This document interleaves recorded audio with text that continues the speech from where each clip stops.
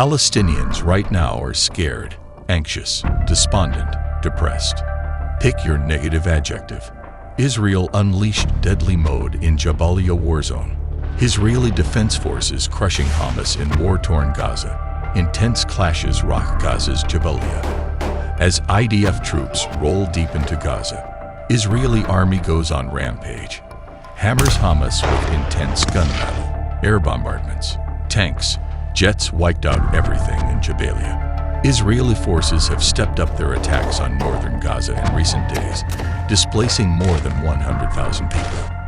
How the IDF is dislodging Hamas from Jabalia. Why the IDF decided to go back into Jabalia. Let us decode the 720 degrees war being fought in the densely populated urban area.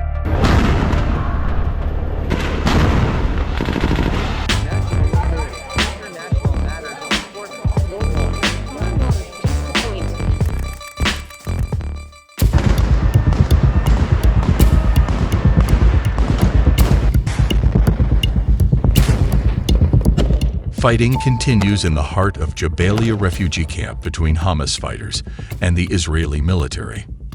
At 1.4 square kilometers, Jabalia is the largest of 8 refugee camps in Gaza and is home to some 116,000 registered refugees.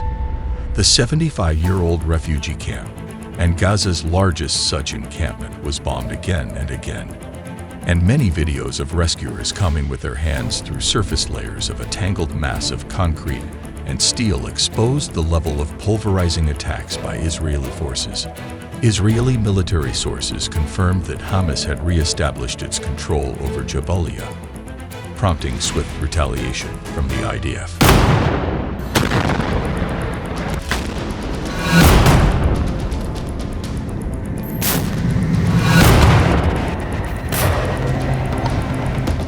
Jabalia had supposedly been cleared of terrorists in December 2023, during the first phase of operations in Gaza that stretched from October 27 to January.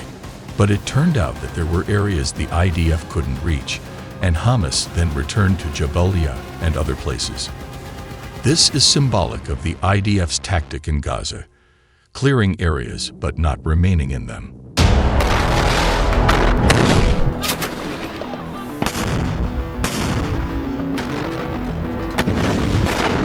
The military has yet to decisively defeat Hamas, many analysts say, and its return to Jabalia was another indicator that the war could drag on.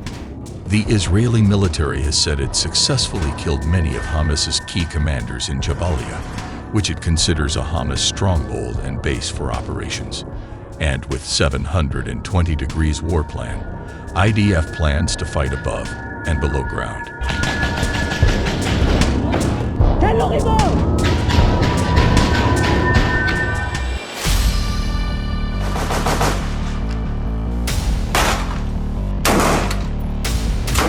Right now, Netanyahu finds himself in a trap and has refrained from doing anything for far too long.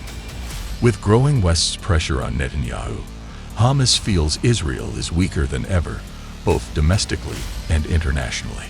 Hamas has no reason to agree to anything less than an end to Israel's operations in Gaza, and Netanyahu has vowed to eliminate Hamas, a goal that is and always was impossible. If the Israel Defense Forces invades Jabalia, the city will become a charnel house. It is important to note that the geographical and urban conditions, connected houses, narrow streets, and random planning created ideal hiding spots for Hamas terrorists. But with the repetition of the tactic the IDF is using in Gaza, going into an area and clearing it, leaving it, and clearing it again, is having an effect. Now with the destruction, the terrorists are still there, but they have fewer weapons and less strength and capabilities.